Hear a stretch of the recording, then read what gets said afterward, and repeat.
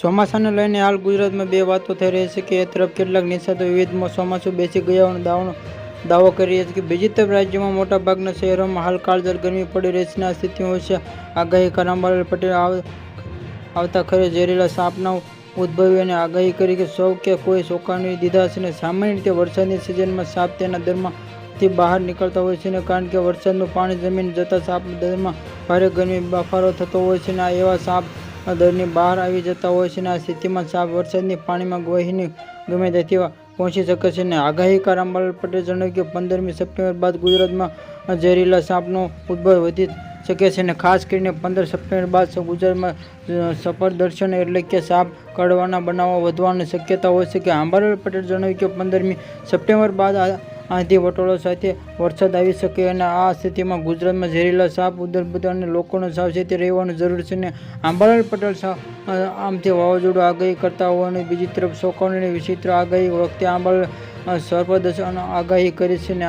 અમદાવાદ, ગાંધીનગર સહિતના ગુજરાત, દક્ષિણ ગુજરાત 13 જિલ્લામાં થંડર સ્ટોર્મ અને એક્ટિવ સાથે વરસાદની આગાહી કરવામાં છે અને 40 કિમી પ્રતિ કલાકે ઝડપે પવન ફૂંકાવાની શક્યતા છે. આ સ્થાને અન્ય કેટલાક જિલ્લાઓમાં ફરવા વરસાદની પણ આગાહી કરી છે. આવા જ વિડીયો જોવા માટે જોડાઈ રહો અમારી ચેનલમાં. Subscribe my channel.